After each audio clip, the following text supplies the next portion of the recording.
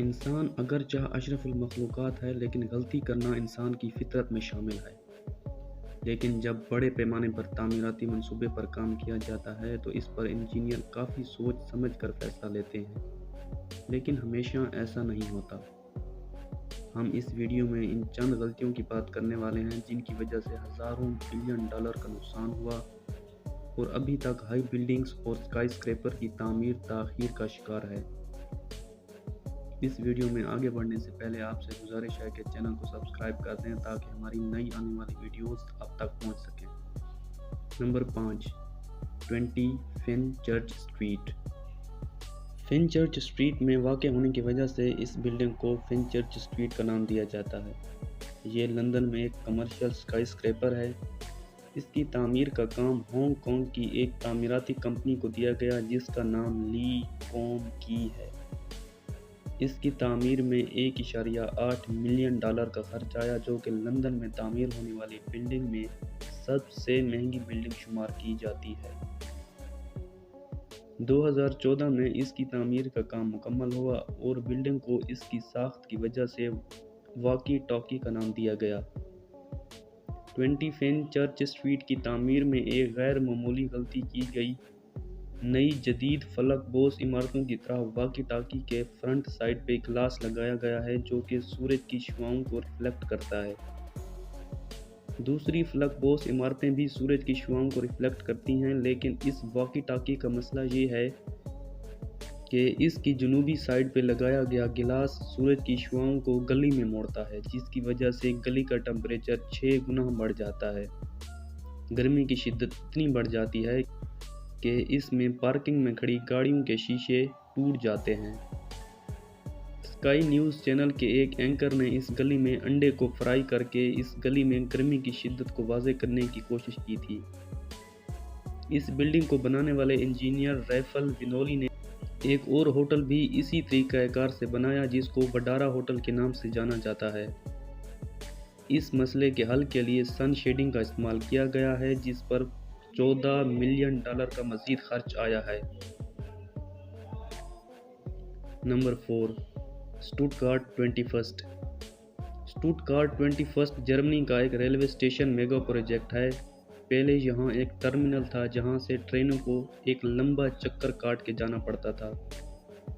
اب اسے 90 ڈگری گھما کے اس طرح ترتیب دیا جانا تھا کہ یہاں پہ ریلوے اسٹیشن بنایا جا سکے۔ اسٹوٹگارٹ 21 کے لیے 1500 کلومیٹر لمبی ریلوے لائن بنانے کا منصوبہ طے پایا جس کا مقصد پیرس، اسٹوٹگارٹ، وینا اور براٹیسلاوا کو ملا کے رکھنا تھا۔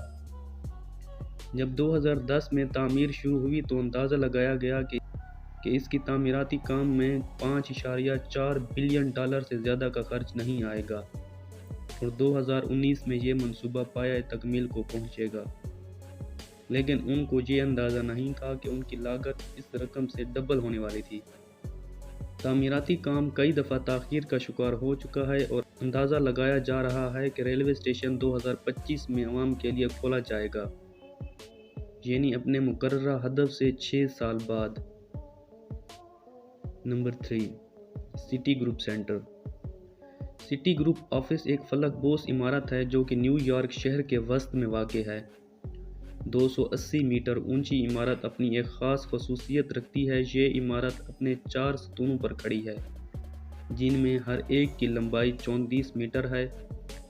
1978 میں ایک بڑے مسئلے کی نشاندہی کی گئی جب انجینئرز نے عمارت کے سامنے آنے والی ہواؤں کا حساب لگا کر عمارت کے استحکام کا اندازہ لگایا، تاہم انہوں نے کونے سے ٹکرانے والی ہواؤں کا حساب نہیں لگایا تھا۔ یہ مسئلہ سول انجینئر ولیم لیمس سوریئر نے دریافت کیا جو سول انجینئرنگ کی طالبہ ڈیون ہرٹلی سے بحث کر رہی تھی۔ اس نے دعویٰ کیا کہ عمارت غیر مستحکم ہے اور تیز ہواؤں کے دوران کسی بھی وقت گر سکتی ہے۔ جب یہ بات اس بلڈنگ کے مالکان تک پہنچی تو انہوں نے جلدی سے اس عمارت پر ٹیسٹ کروائے جن کے نتائج نے کالج کی طالبہ کے دعوے کو سچ ثابت کیا۔ عمارت گرنے کے خطرناک نتائج ہو سکتے ہیں۔ یہ کسی بھی وقت گر سکتی ہے اور ڈومینو ایفیکٹ پیدا کر سکتی ہے جس کی وجہ سے نیو یارک میں موجود ارد گرد کی بلڈنگز کو نقصان پہنچ سکتا ہے اور ہو سکتا ہے کہ وہ بھی منہدم ہو جائیں۔ یہ ایک خوفناک منظر بن سکتا تھا اور صورتحال اور بھی بدتر ہو گئی جب سمندری طوفان ہریکین ایلا براہ راست شہر کی طرف بڑھ رہا تھا۔ انجینئر کو کچھ اور جلدی کرنا پڑا کیونکہ وہ بڑے پیمانے پر خوف و ہراس پیدا نہیں کرنا چاہتے تھے۔ اس مسئلے کو حل کرنے کے لیے انجینئرز نے 3 ماہ تک رات کو کام کیا۔ بالآخر انہوں نے سٹی گروپ سینٹر کے استحکام کو بڑھانے کے لیے عمارت کے جوڑوں پر 2 انچ کی سٹیل پلیٹوں کو ویلڈنگ کیا۔ خوش قسمتی سے سمندری طوفان ایلا خطے تک نہیں پہنچ پایا اور اکتوبر 1978 میں ملٹی ملین ڈالر کی مرمت اپنی تکمیل کو پہنچی۔ Number 2، Jeddah tower. Jeddah tower پہلے کنگڈم ٹاور کے نام سے جانا جاتا تھا جو کہ سعودی عرب کے شہر جدہ میں واقع ہے۔ اگر 3 امپائر اسٹیٹ بلڈنگز ایک دوسرے پر کھڑی کی جائیں تو ایک جدہ ٹاور کی اونچائی تک پہنچنے کے قابل ہو پاتی۔ 1 کلومیٹر کی اونچائی سے یہ دنیا کی سب سے اونچی عمارت ہونے والی تھی۔ سعودی عرب اپنے ملک کی اکانومی کو سیاحت کی طرف لانا چاہ رہا ہے جیسا کہ دبئی نے کیا اور دبئی میں قائم برج خلیفہ سیاحت کا ایک بڑا مرکز بنا ہوا ہے۔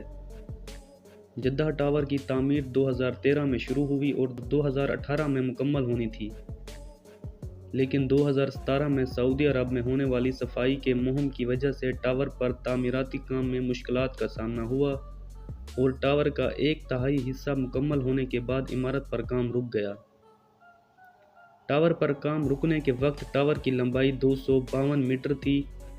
کووڈ-19 نے 2020 میں تعمیرات کے دوبارہ شروع ہونے کے منصوبوں میں مزید تاخیر کی ہے کیونکہ ایسی حالت میں کام کرنا کارکنوں کے لیے محفوظ نہیں تھا۔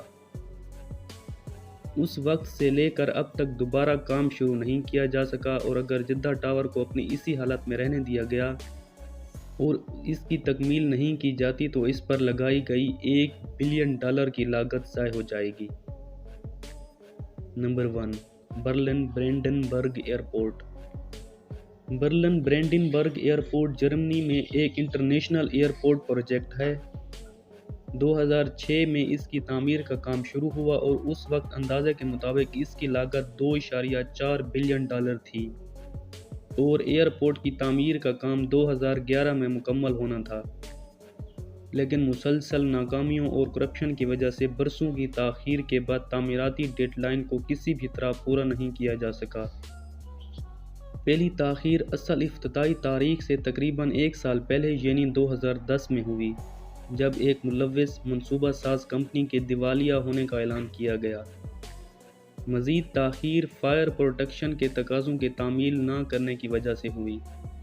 بات صرف یہیں تک مکمل نہیں ہوتی، یہ ایئرپورٹ انٹرنیشنل ہوائی اڈوں کے دیے گئے تقاضوں کو بھی پورا کرنے میں ناکام رہا۔